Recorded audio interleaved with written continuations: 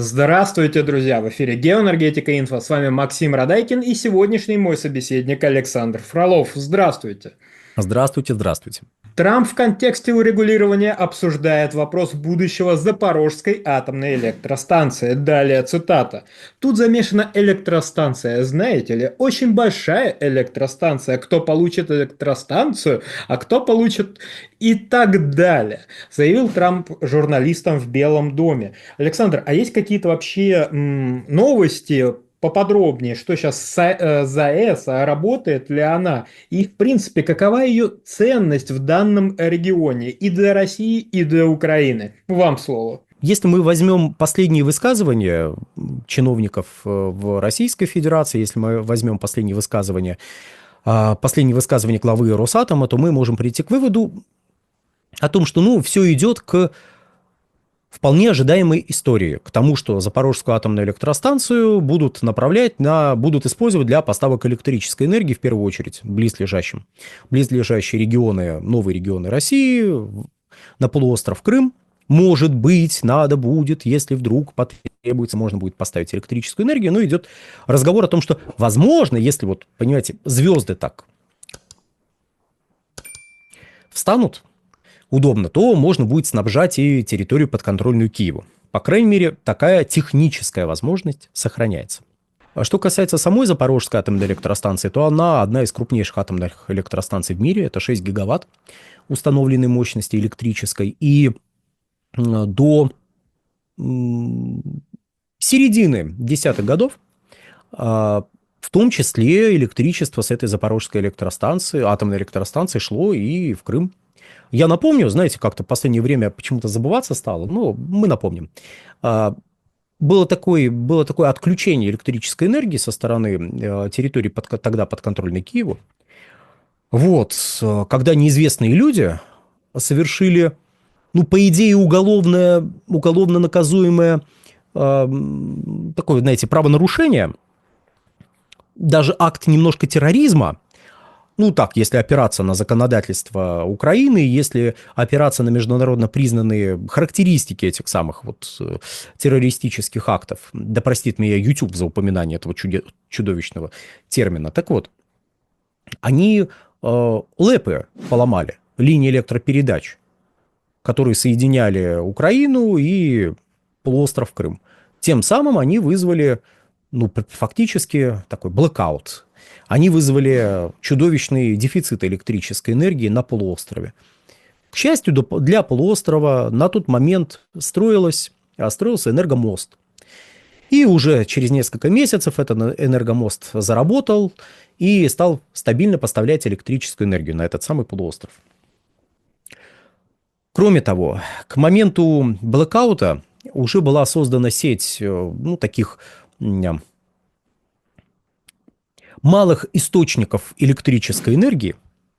То есть люди либо покупали электрогенераторы, либо были завезены специальные электрогенераторы, таким организованно были завезены, и это позволило где-то на треть удовлетворять спрос в электрической энергии, не очень стабильно, но все-таки по чуть-чуть, понемножечку, и, по крайней мере, избежать того, чтобы полуостров вообще остался без электричества, кроме маленьких островков на полуострове, которые могли бы снабжаться за счет солнечных электростанций, прерывисто работающих на этой территории, и за счет той небольшой генерации, которая на полуострове располагалась. Генерация действительно очень небольшая, очень скромная, суммарная ее установленная мощность, если мы говорим про традиционные электростанции, была где-то 150-200 мегаватт при потреблении порядка 1000-1200 гигаватт. Потребление в смысле потребления мощности.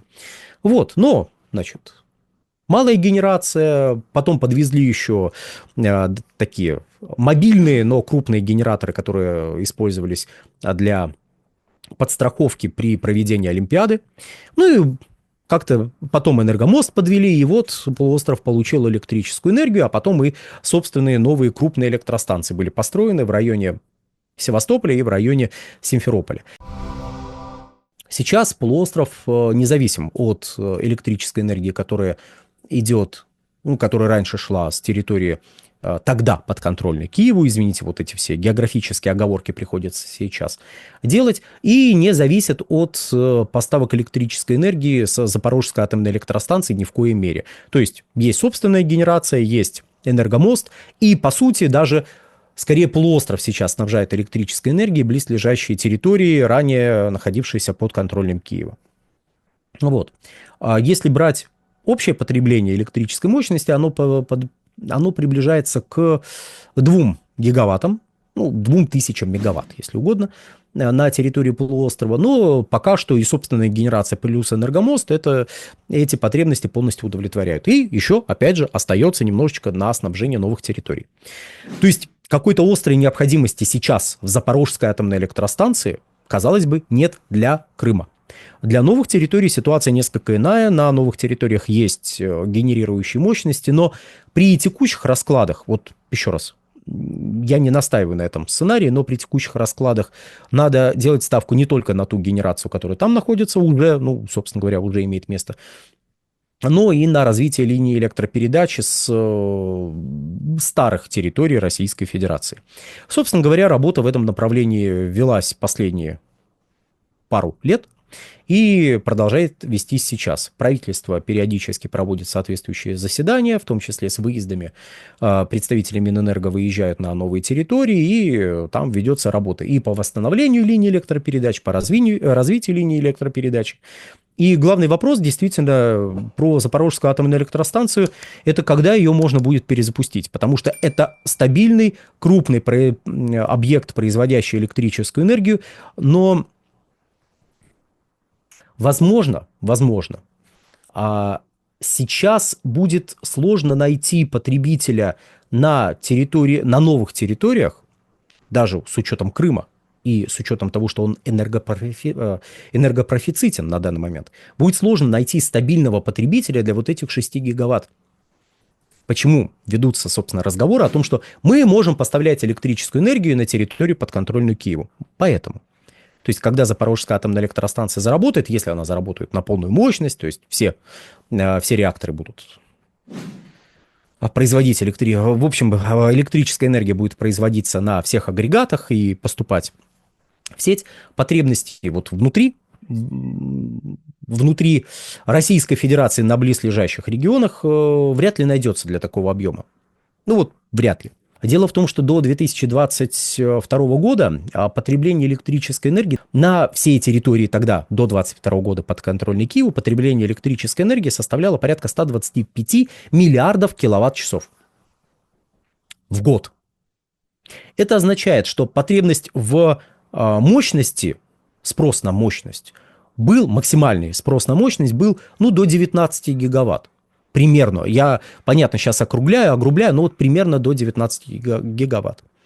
Скорее всего, в какие-то моменты, может быть, наблюдались чуть большие показатели, но по большому счету, вот одна Запорожская атомная электростанция со всеми оговорками, что, все-таки потребление электрической энергии не одинаково в течение суток, вот она могла бы удовлетворять практически треть потребностей в электрической энергии всей территории Украины. Понятно, что здесь накладываются ограничения, связанные с электросетевым оборудованием, с вот этими перепадами потребления электрической энергии, которое наблюдается как в зависимости от времени года, так и в зависимости от времени суток.